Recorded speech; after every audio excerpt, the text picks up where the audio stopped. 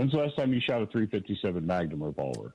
I shot a 350. Yeah, no, this is going to shock you. I shot a 357 Magnum revolver last Saturday, but not loaded with 357. It was loaded with 38s. This is the one that I have. Is a beautiful gun. It's a Smith & Wesson Centennial in the black matte M&P finish with the Crimson Trace laser grip on it. It's a $1,200 little pistol. But you put a 357 round in that thing, and you're likely not getting through all 5 rounds because it is a monster in that small snubby at the 357 rounds. You know, I will carry it for defensive purposes with 357 rounds in it, but that requires practicing with the gun with your defensive loads, which are expensive. It's a good question to lead off with you.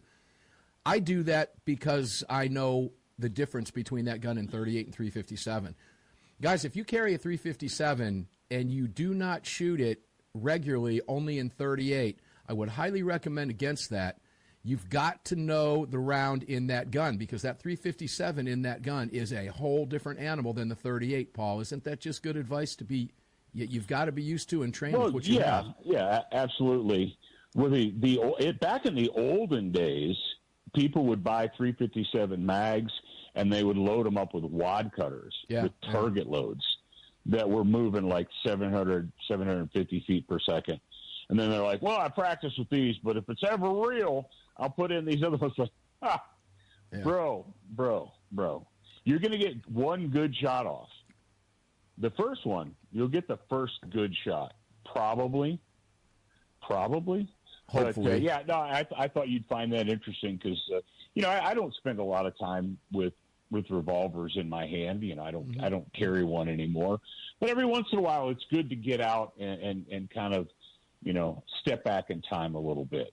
Well, I have a beautiful Smith & Wesson 686. And it's a gorgeous gun, and that gun is very manageable in 357. Unlike those little snubbies, man.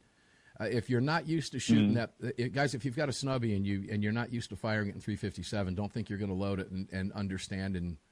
Because what Paul is saying is right. You're going to be lucky to get that first round off, and there's a likelihood you could drop that gun. I mean, it's actually painful to shoot if you're not used to it. It's a little monster. There's no question about that. You want something with some weight on there, but get used to that. And if you're going to be doing that, do it with your defensive rounds as well. Mr. Hogue and Mr. Packmeyer figured out how to fix that. You're right, the various grips.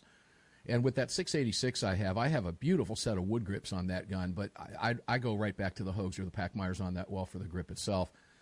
While the wood grips look really cool, they're not near as functional. I will say that. That's just my personal opinion. Your mileage may vary, ladies and gentlemen.